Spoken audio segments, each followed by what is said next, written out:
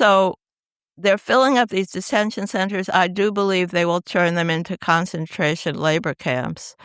And they won't only be for migrants, but for any part of the population that's defined as different or a threat to the regime. So we really have to sound the alarm.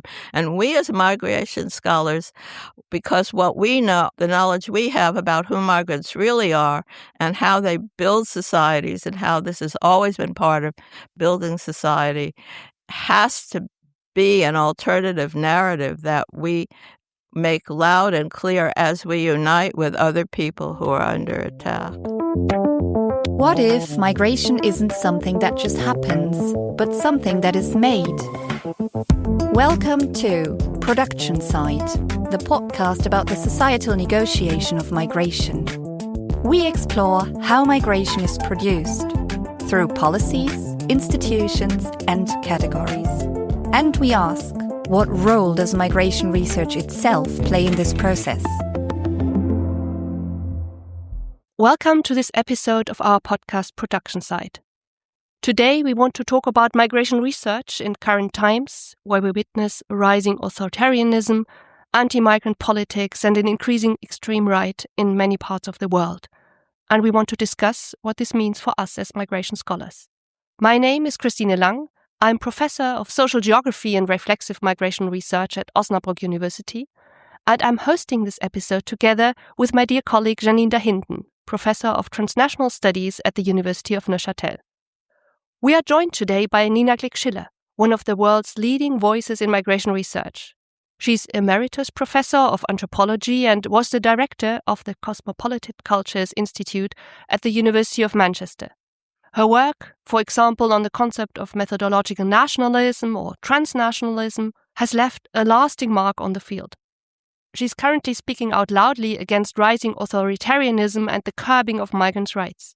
For example, she's co-author of a manifesto entitled The End of Migration, in which she calls on migration scholars not merely to observe the erosion of migrants' rights, but to actively counter these developments. She's also among the founders of a network that seeks to unite migration scholars from around the world who speak out against the dehumanization of migrants and refugees and who work toward a more humane and just world.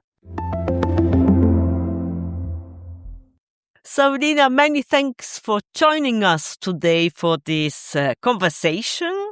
And our idea for this podcast is really to focus on your recent publication on the manifesto with the title The End of Migration. And also, of course, we are very much interested to know more about your initiative of this Migration Scholars Global Solidarity and Resistance Network. We read your manifesto, of course, as many, and we'd like to ask you first, it has this provocative title, The End of Migration as we know it. Maybe you can briefly elaborate a bit on what you mean by this. First, I'd like to say it's not just my manifesto. It was a joint production, and I do think that scholarship is always collective, but we don't always give it credit. And especially when we're coming from different places and different positionalities, when we come together and we see a global trend, it's a form of scientific verification in a way. So Michael Bass had been working in Singapore, and he worked with construction workers and migrant workers in the Gulf states who were building sports arenas. And I had been working in the U.S. and in Germany and in the U.K., and we came together at the Max Planck Institute of Social Anthropology in Halle, and we began to see that we were seeing a similar trend. Those conversations is where this manifesto came from. When we began to write it, which was in 2022, it was provocative, looking at a trend where the kind of migration that migration scholars had been studying, where people lived transnationally, built lives in more than one place, built communities in more than one place, was coming to an end because the regulation, the migration regime, the government regulation of migration, and the corporate entrance into surveillance was changing and growing, and this would stop the way we were seeing migrants live their lives in dramatic and important ways. world disruptive ways. So that's why we called it a manifesto. It was sort of a wake-up call. Migrants are now become the enemy, the invaders, and migration is ending, and migration scholars really must speak out. Thank you for this short elaboration. And I would like to push you a bit more towards this question, what has really fundamentally changed. First, in this manifesto, you describe a kind of standard Western model of migration regime, which you say have importantly shaped migration scholarship, migration, settlement, citizenship. You put this like a kind of a model where also migration research worked upon. But I'm not sure this was really the model. Isn't this rather a US position like we had in Europe? We didn't have this migration settlement citizenship regime often. I mean, jus solis doesn't exist in Europe. We had the so-called guest worker regime, which has been very precarious in many countries, like in Germany or in Switzerland. I think we fully agree with you that the situation is really currently changed, but what exactly was it? I think we're entering a new historical conjuncture, a combination of political, economic, cultural, religious, social forces that are recombining to legitimate an authoritarian capitalism, an illiberal kind of governance, and migration is the cutting edge. And I think it reminds us to step out of our own particular paradigms and that have contrasted the U.S. to Europe. I don't agree with you that Europe was that different. I think in both places, people have always migrated. And from the time of, if we start with the World War II and the post-war moment, Europe was rebuilt by migrants. Most of them stayed, but the fact that they were migrants was forgotten. So the difference is what's remembered and forgotten in the dominant narrative, not the history of migration. People came to Europe. There were displaced people from Eastern Europe.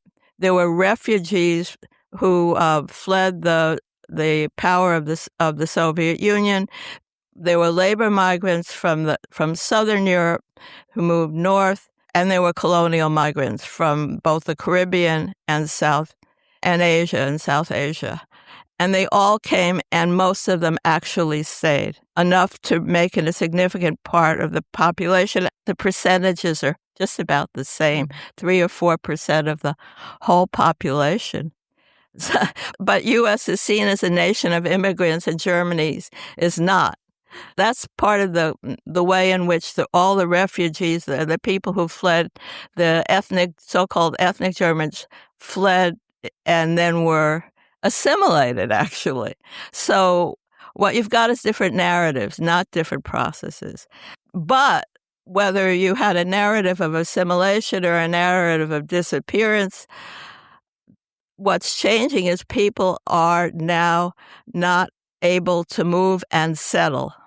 That doesn't mean labor migration will change. I think there will be labor migration, again, part-time, rightless migration that drives as part of driving down the labor standards and the industrial regulation across the board. We're at a conjunctural transformation. At the moment of conjunctural transformation, the old order changes and the new is not yet born, and agency matters a lot, including our agency as migration scholars. That's what's in the manifesto, and that's what I'm arguing. And dispossession, which has always gone on as part of capitalism, takes different shapes and different modes of realization in different times. And the mode of realization that the billionaires of the current moment are pushing toward is this rightless, anti-democratic governance. But I think the last point is very important because this authoritarian moment, this anti-democratic moment, it's the rule of law which is not respected anymore. Exactly. And it's not like these things haven't happened before. I mean, we're sitting here in Germany, and we know that the taking over of a democracy and the institution of a fascist regime is certainly happened in the past. It happened at a different conjuncture in terms of where the rest of Europe was and the U.S. was, including its manufacturing base. And it happened in a moment of crisis in capitalism, depression all through the West. And Germany chose one path, and the rest of the world chose another path, not particularly justice-friendly, but more formally democratic. It's helpful to see what the different conjunctures are. So there was conjunction coming off World War II, where Europe and North America and part of the Americas embraced a democratic face and in competition with the Soviet Union. And in that competition, there was a continuing granting of rights, a form of social democracy, even in the United States, but more thoroughly in Europe, where workers' rights were respected to some degree. It was not perfect. I don't want to be nostalgic about it. In the U.S. was respecting rights, human rights all around the world, even while there was extreme segregation in the U.S., extreme racial segregation. So there was a big gap between the narrative and its implementation, but there were these policies, and at that Cold War moment. And it was built on industrial capitalism. And that industrial capitalism started to come into crisis at the end of the 60s, spurred by national liberation, the end of colonialism. And at that moment, a new conjuncture starts to develop, the neoliberal one, the one where most people who at this university and most people alive have lived through. And this was a conjunction with a different cultural persona of individuality, of selfies, of individual rights, of individual freedoms, individual right to consume, and a different kind of capitalism that was more and more privatizations. And all the social institutions that were built during the post-World War II social democratic moment were taken apart. So there was more in some places than others, more slowly in Germany, in fact, than in other places. But the guarantee of secure labor has slowly been taken away, as has the industrial base, which was globalized. And as that's happened, more, as I said, at a different pace, because the thing about a conjunctural analysis, it's not a period. It's not fixed. It's not uniform. It varies across time and space. So how it comes, neoliberalism in China was different than neoliberalism in Germany, was different than neoliberalism in North America. But everywhere it happened in some form with this cultural dialogue of the individual mobility and the actual fact of a movement of wealth to the top and a growth of precarity for more and more of the population. And now that conjuncture is coming to an end. There was such a gap now in wealth between this billionaire class, this 1%, which owns most of the wealth, and the rest of the people who don't, that the billionaire class is starting to realize that the way in which power is configured in China and Russia already can happen around the world. Basically, they can become the government.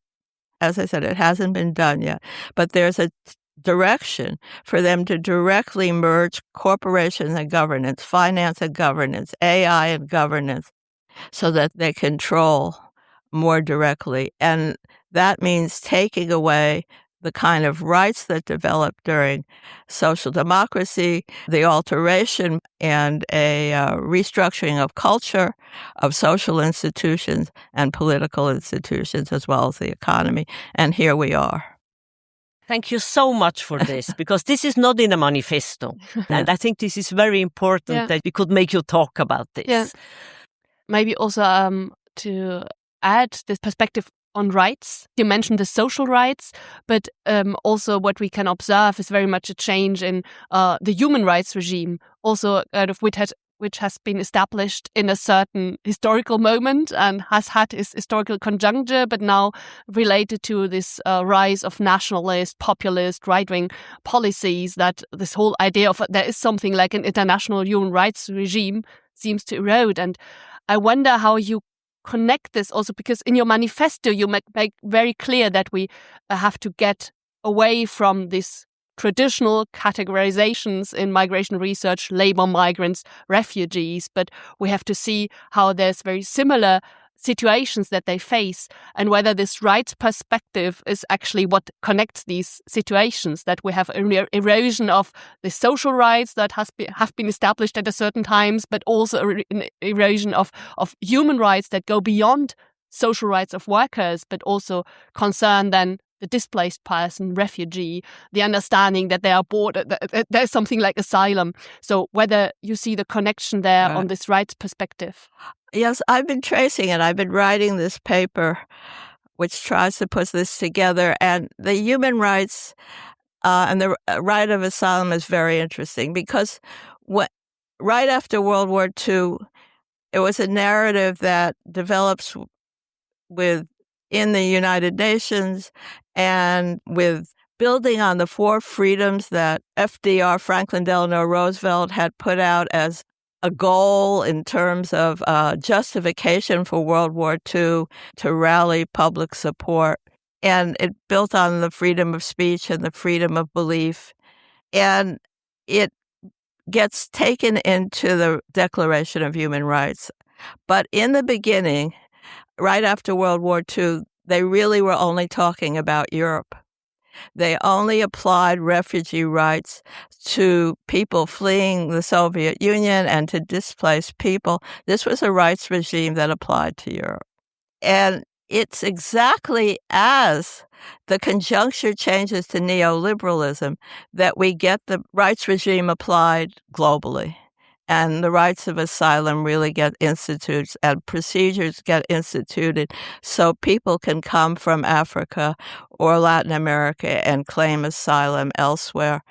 And that's a very interesting connection, because at the very moment that the economy is privatizing public things, it's also creating this. At the same time, culturally, we get this creation of this international rights regime. And we have to ask why. Why at the moment of taking of rights, in fact, of people in what's called the West, the Western democracy, why at that very time do we have this rights regime promulgated around the world?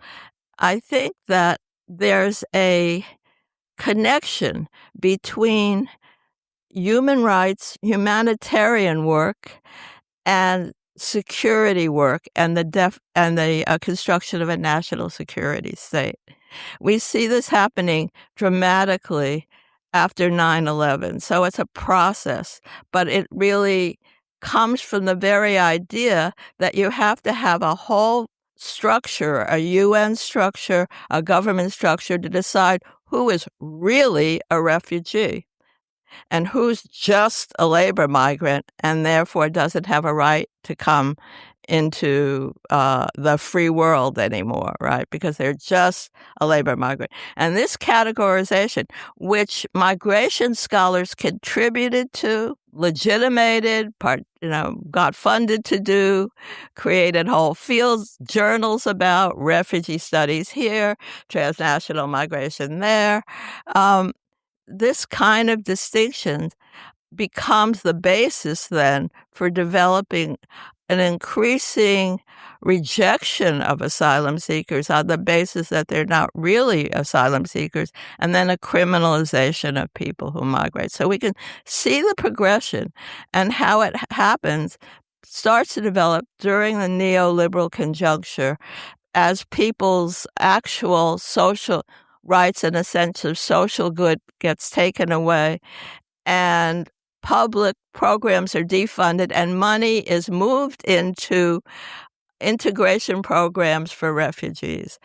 And that's why the publics in so many places got so angry, because their programs, their decent schools, their decent hospitals, their affordable housing gets taken away just as the money is put into supporting asylum seekers.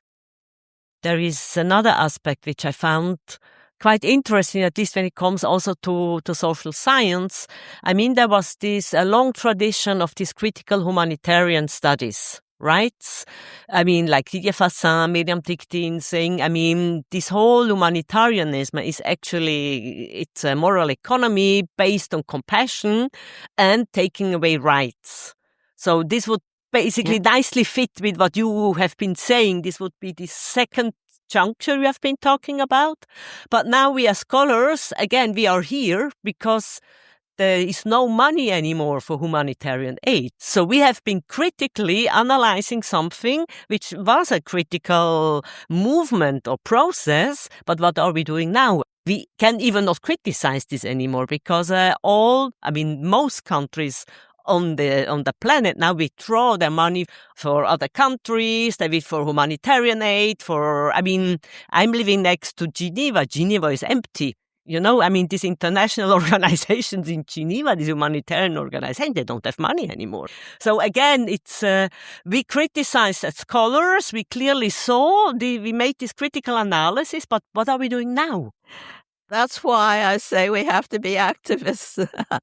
We always should have been activists. We wouldn't have ended up in this position, maybe.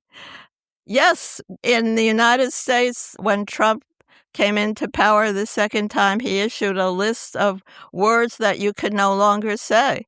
One of them is immigration. The United States, which has been a country built on immigration, suddenly we can't talk about migration, we can't talk about racial injustice, we can't talk about women is another word that's on that list. What we've got now, in fact, is migration industries that are based on detaining and deporting migrants. So part of the cutting edge is an attack on migrants. The economic part of that is that it's very profitable.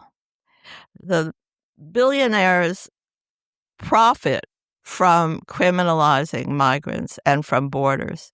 And these detention centers, there's $45 billion being put into detention centers in the U.S., and there's already about 70,000 people in detention centers with the justification that they're rounding up criminals when most of the people, that 70% have absolutely no record. And if the others do, it's a traffic violation like a headlight. These are not big criminals. So they're filling up these detention centers. I do believe they will turn them into concentration labor camps. And they won't only be for migrants, but for any part of the population that's defined as different or a threat to the regime. So we really have to sound the alarm. And we as migration scholars, because what we know, the knowledge we have about who migrants really are and how they build societies and how this has always been part of building society, has to be an alternative narrative that we make loud and clear as we unite with other people who are under attack. Maybe you can talk a bit more about how migration scholars should react to these changes that you describe, both in the way they do research, also the kind of categories and concepts scholars use, and, in the way that they also engage in activism. Well, first I want to say something about the categories we've used.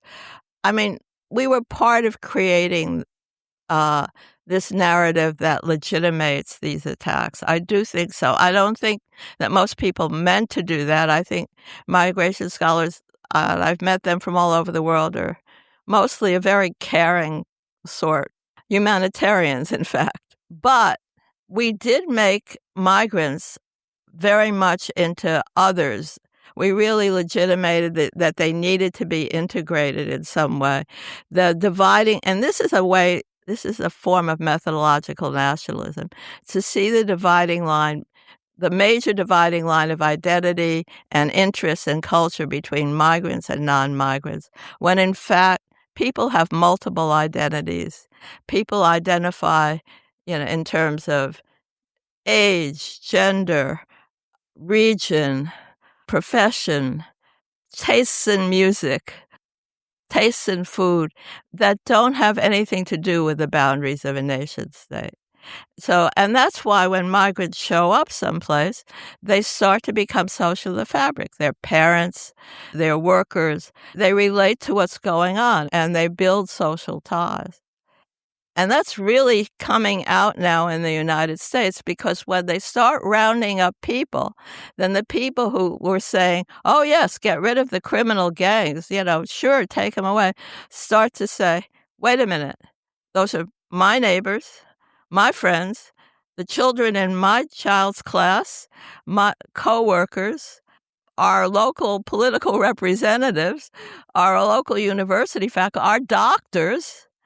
And suddenly they begin to see, first of all, we see two things right at this moment: how migrants have become part of the society. And it's not just in the U.S. You go to any German city, you see small businesses, you see healthcare professionals, you see people from all different backgrounds working together. You see part of the workforce has a migrant background. That's what you see, even in the East. And those small businesses very often revitalize the city, hold down property, become part of keeping any kind of commerce in a small city or a small town. They're vital. So when you start rounding them up, you really destroy the local economy. That's what happened in Minneapolis. They destroyed the local economy when they started rounding up migrants. So our research didn't make that clear. Our research, by just looking at the most newly arrived and the migrants, wasn't processual, didn't have a sense of time and change. We were paid to look at migrants as a social problem, so we treated them as a social problem rather than a social solution, which is what they are to many small cities and towns, and to countries that need more population. The major problem, one of the contradictions is that in the U.S. and Canada and all through Europe, there's a population problem. There's not enough people. People aren't reproducing. I'm saying all this because only when we cut through those categories can we see how we can organize, how we can see how we can really build unity. For migration scholars, it means stop talking just to migration scholars. Talk to everybody else, your neighbors, the people, however you relate within your city or town. That's who you should be talking to, your friends, because only when we have this larger conversation about what's happening in the world and the nature of the conjuncture and how an attack on migrants is an attack on all of us, the fabric of our society and the right to have rights, can we start to build this movement. And it's urgent because the crisis is now. Well, I think we all agree with your analysis, but I think the situation even more complicated because this V of migration scholar you're talking about has been put into question since 15 years at least. I mean, there are so many social scientists, migration scholars who criticize, among other me, but also others, exactly this kind of categorization, that within research we're reproducing kind of a migranticized worldview. And there have been border studies. There have been activists doing participatory research. And what you basically say we need to do, I feel like it became a movement much larger the last 10 years than it was ever before, such that what I would call mainstream migration research is not really mainstream anymore nowadays. You can observe this, for instance, in IMISCO, at this huge conference. It will change. The conversations we have within IMISCO changed these last 10 or 15 years. But we are still in this situation that you described so well in this manifesto, that it is a critical juncture. And yes, we can talk to others, but they don't listen to us. But the moment is now different. I mean, there have been migrants' rights demonstrations before, but now everyone's in the streets together. Millions. It's not enough, but it's an indication of the possible. The right stole the moment, stole the anger, and people really sort of continued the facade of liberal democracy and said, well, just vote and everything will be fine, without really speaking to this growth of this billionaire class. So, and migration scholars, whatever you say, we didn't speak to these larger class issues. We didn't speak to the nature of capitalism. Now it's in the streets. I mean, and this mass movement of anger on the right, now there's a possibility to build a mass movement to build a more just society. I won't even say on the left, a movement to understand the rage that built the right and to turn it around. We need to seize this moment now, is what I'm saying. On the other hand, I wonder, does it need a Trump and some years of Trump until we get there? Because if we look at the developments in European countries, in Germany, but also Switzerland, we are not yet at this stage that we are in the US, but we also don't see thousands of people on the street demonstrating for migrant rights or against some things that are going on. So my impression is rather that it's still, at least from the German perspective, at the moment it works quite well to scapegoat certain people or to say 80% of Syrians should go back to Syria now that there's a new regime going there. So, and there seems to be not much rise against that. So we see the AfD vote increasing. So do we need to get up to a moment where, for example, in Germany, the AfD has won the it's about to happen. National elections? It's about to happen. I mean, we just need to be the more preparation, the better. If they're saying 80% of the people of the Syrians can go back to Syria and they start rounding them up, what are we going to do? And these are going to be the neighbors, the businesses, the community members, the school. These children, these families have become part of Germany. They have not been just sitting there collecting benefits, although they say this. They've actually been working in the worst jobs. When they round them up, it sends ripples through the economy. And we have to learn. That's why we had Migration Scholars Network had a program, Learn from Minneapolis. This was a global program. And we had 5 scholar activists from Minneapolis who we didn't name because they're under direct threat and they have migrant background. And they described how people are mobilizing, basically forming small groups, signal groups to protect their neighbors, block by block by block. So because they start to see people just disappearing, and this is what it means to say that the Syrians can go home. And this is what it means when the EU just said that they can deport people, externalize deportation and create concentration camps in Eastern Africa. And people have to decide whether they want their neighbors and local businessmen and the local Vietnamese restaurant or whatever suddenly, who might well have an undocumented person chopping vegetables, whether they want to see that business closed and their local restaurant taken away. As I said, conjunctures don't happen in the same place, same way, and at the same time, but are interconnected. And it's clearly that people have been learning from Trump The EU has been learning from Trump. The European right has been learning from Trump. And they don't just passively learn. Steve Bannon comes and organizes people. Steve Bannon goes to Latin America and organizes. They're developing a global movement.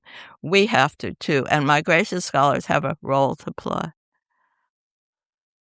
Maybe the last part of this conversation could be turn around your this network you created, so this Migration Scholars Global Solidarity and Resistance Network. So what does this network do? What did you do concretely? And are you somehow connected to other initiatives in this field? Yes, I don't want to overblow it. It's just one effort among many. One of the problems with migration scholars is we tend to, because we get funded within our nation state around national policies, we can be very nation state oriented. Even if that's not our own political orientation, that tends to be our knowledge base and where we pay attention to the most.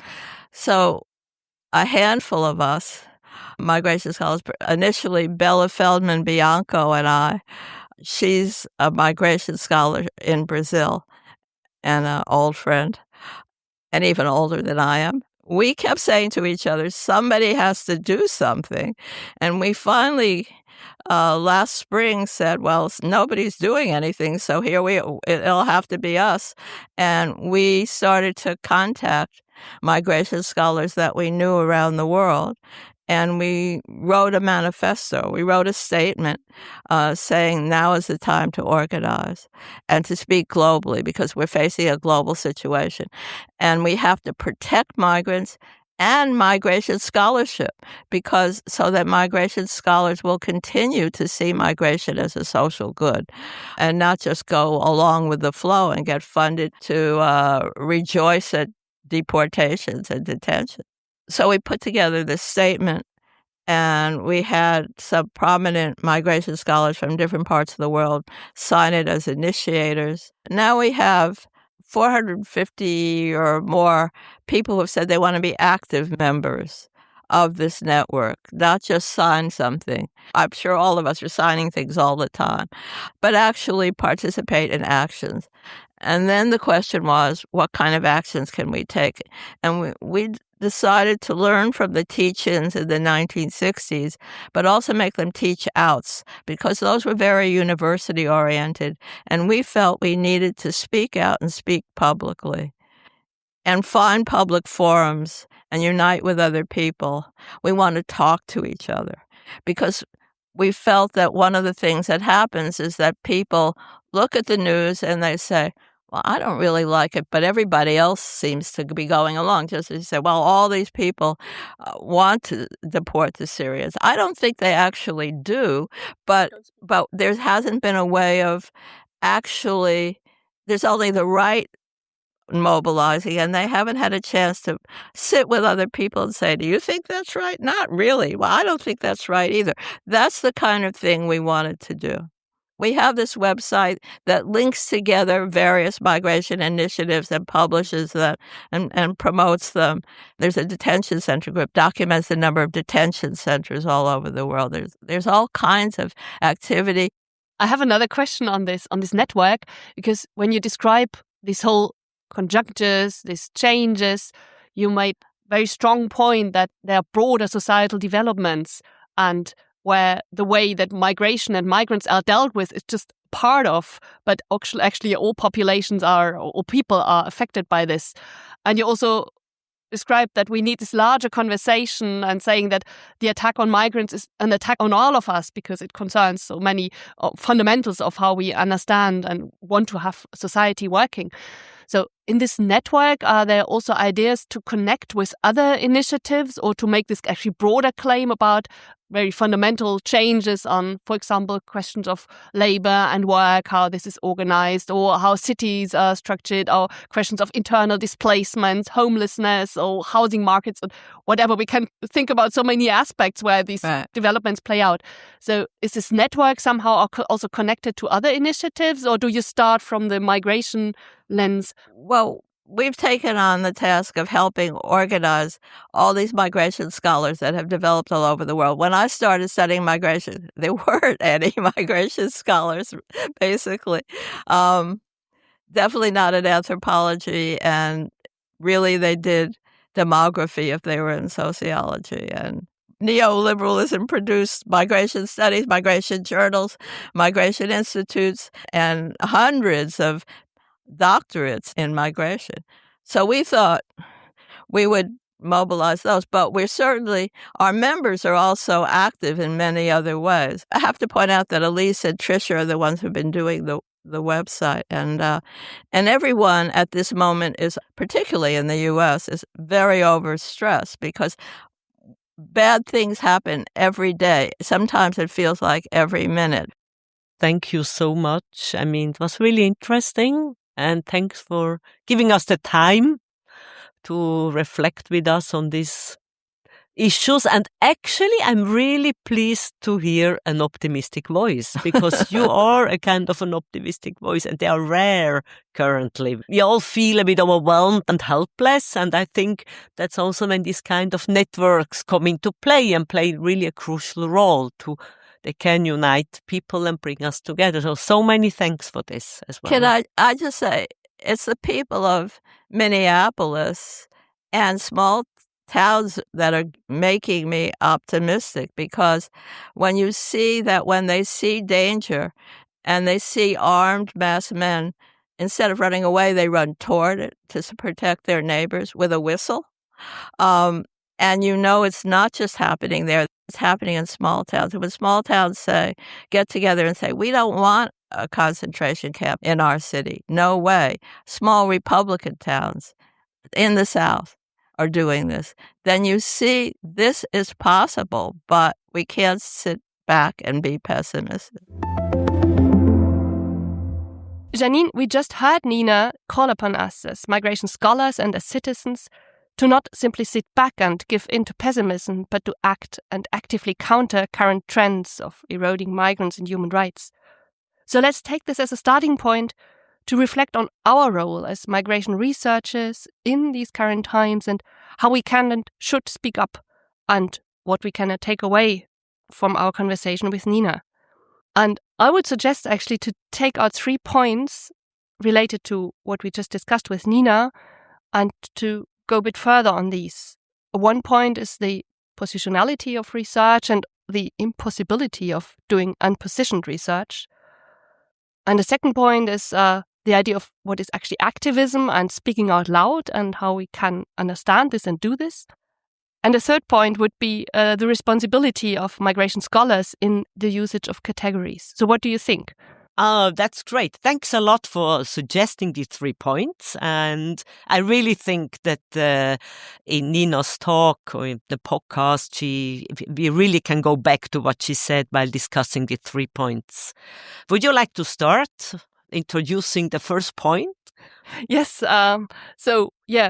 Question of positionality. So, of course, we work a lot on this in our reflexive approaches to migration research. And I think we can agree that there is nothing like a neutral, objective migration research that is not political somehow, or not situated in social and political environments and debates, so that actually also being affirmative or simply uncritical regarding a political context is a political standpoint. What do you think? Well, I mean, I think it's always very bizarre, isn't it, that if you're not making visible your position or the perspective, the position you're talking from, it's kind of interpreted as being a neutral position. Yeah. And I think this is really bizarre. So every time you clearly make transparent from where you're talking, you are considered to be not objective. And I think there's a twist here which doesn't work, because, I mean, I'm also coming from gender studies, and feminist scholars since a long time, actually, they thought about this issue. And Harding, for instance, she argues that objectivity gets even stronger when you really make transparent from which position you're talking. And I think she has a point in this, and I think that's very important. That's also why, in my eyes, we need to be careful with terms like activist. because I think activist is not really able to grasp all the positions we have when we speak out as migration scholars. Yeah, definitely. So I also think the term activism is very negatively connotated. I think that adds to that. And if we start from the idea or from our understanding that there is nothing like unpositioned research, so being like labeling those who make this transparent as activist and as not being actually objective, that it's actually, as you just said, it's it's the opposite. So kind of better research. I don't know how to call it. I absolutely agree with you that the term activism does not grasp all the activities that are related to this, or that we can put under the idea of speaking out loud. So which already starts with teaching.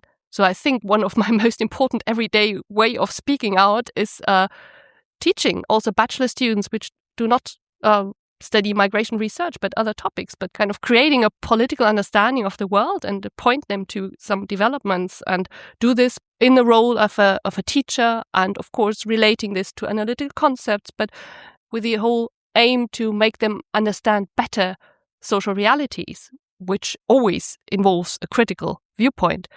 So, and you're also very much involved in other kinds of activities which are not obviously labeled as activism, but take up this role of speaking out loud. I think I very much liked that Nina, she used this term, to speak out loud. And I think actually using this term, we can kind of disentangle everything we do and every role, these different roles actually we have also as migration scholars. I mean, you talked about one, a teacher. When I give interviews in media, I'm an expert, which is a different role.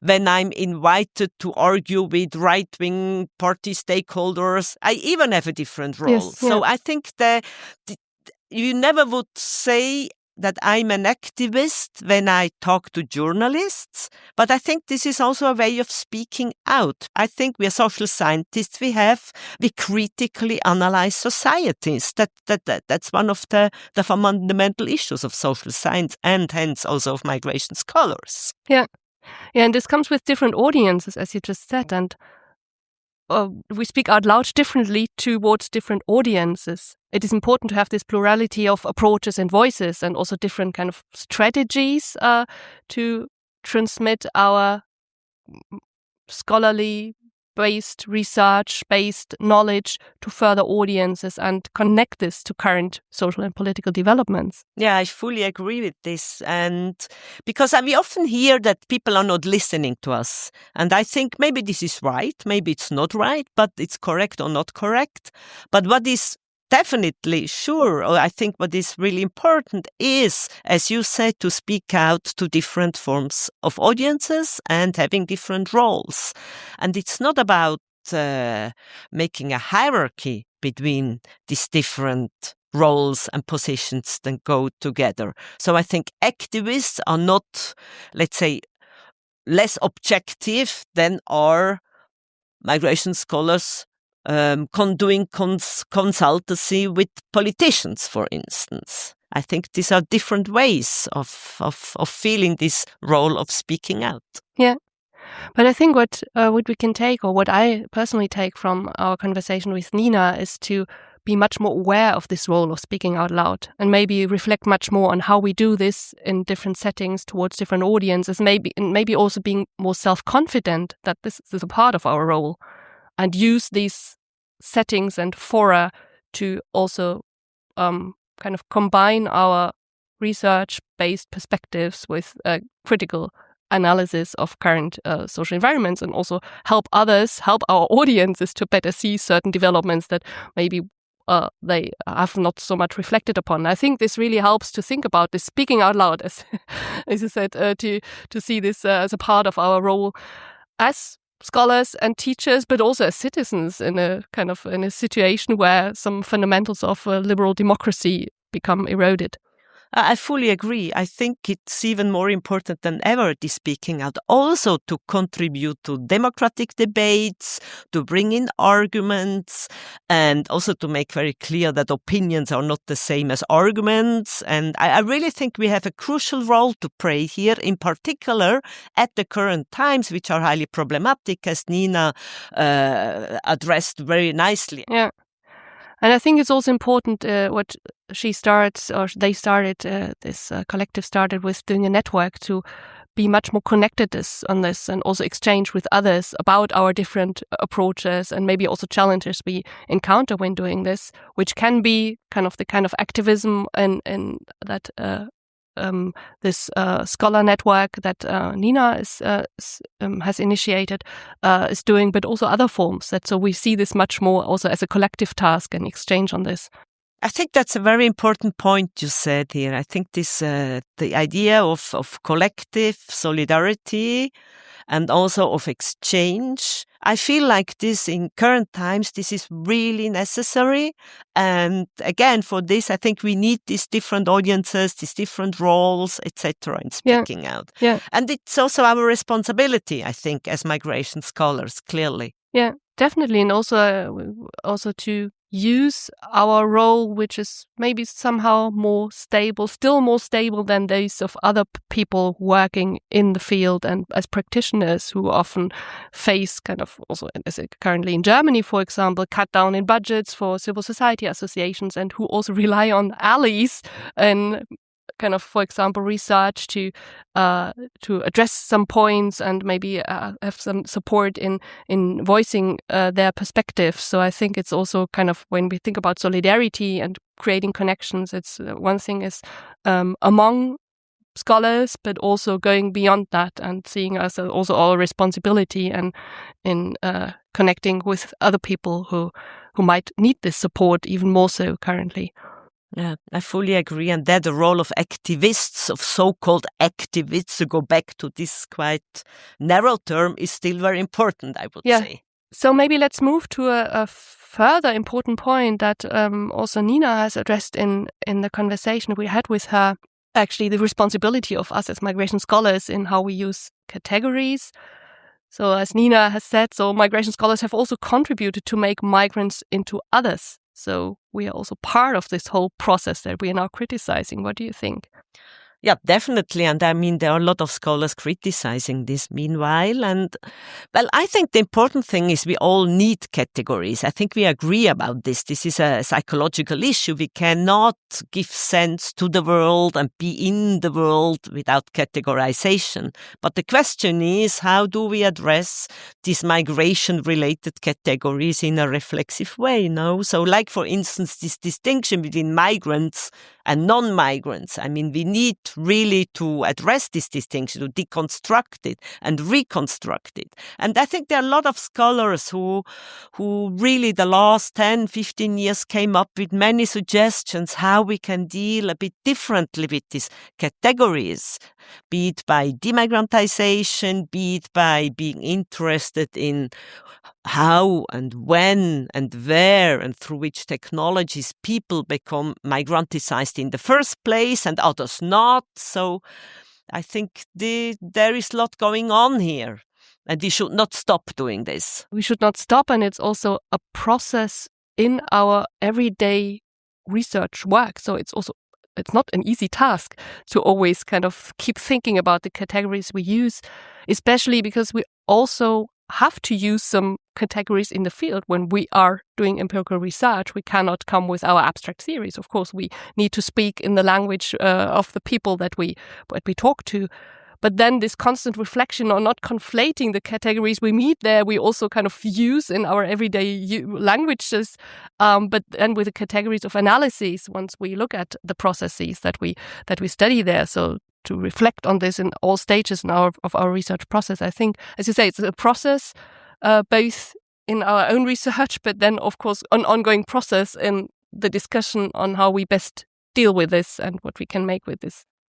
Yeah, and I think you raise an important point. Of course, when I talk to politicians, I can talk about migranticide people or I can just simply speak about migrants. But internally, I have this distance that I know. I say migrants because it's a strategy to connect to people, to discuss something, to bring them at the end of the day to think about something. I want to think them differently maybe, or for once to open up their horizon. So it's not about not using the categories, but it's about not reproducing them in order to not reproduce very fundamental hegemonic power relations and forms of violence. I think that's important. And this is a topic it always comes up with students. They're really afraid now at times of using these categories. They're afraid of making mistakes. They're afraid of reproducing hegemonic power relations. And I think it's good to be afraid, but we still can use it because we already have this small moment of distance, of analytical distance, and use these categories also in a strategic way, I think, in order to make people think about other things, in order also to make alliances and solidarities and so on. I'm not sure if it's good to be afraid, if I would share this. I think it's good to be aware that there is something with language, but to be afraid to speak, then to say something, and also bears the possibility to speak about something. So I prefer students who maybe uncritically start just saying what they think, and then we can slowly first talk maybe about content and then about language, than having students who don't dare to speak out anything because of we encounter another problem, this kind of wokeism, negative connotation of all that has to do with being aware of the language that we use, that this is then also something that brings people apart than together. Of course, I agree with you, but I think the thing what I wanted to say with being afraid is this means they feel, something is going on here. So now let's tackle it. Everyone has the right also to say things and to make mistakes. That's not my point. But that's a first step to be able to be reflexive. So I think we basically agree. Yeah. We just phrased it a bit differently. Yeah. And I can also nicely relate this actually to what we're currently doing in our Collaborative Research Center Production of Migration, where the idea of reflexivity and reflecting of our categories is very, very important. And even if we think that we have actually somehow reflected on our objects of study and the categories we use, we have like our fellow colleagues who come with maybe different also disciplinary perspective and make us reflect again about how this is still very much situated and very much kind of a narrow understanding of what we're actually doing here. So I think this reflexive process needs a lot of collaboration also, to have always others who point us to the own biases and blind spots of our thinking. Well, reflexivity is never done, I would say. Something which has to be established and re-established and changes, and it's a never-ending task. But it should also not be our only task. I mean, again, let's go back to this idea of to speak out. I think reflexivity and speaking out should not get into competition.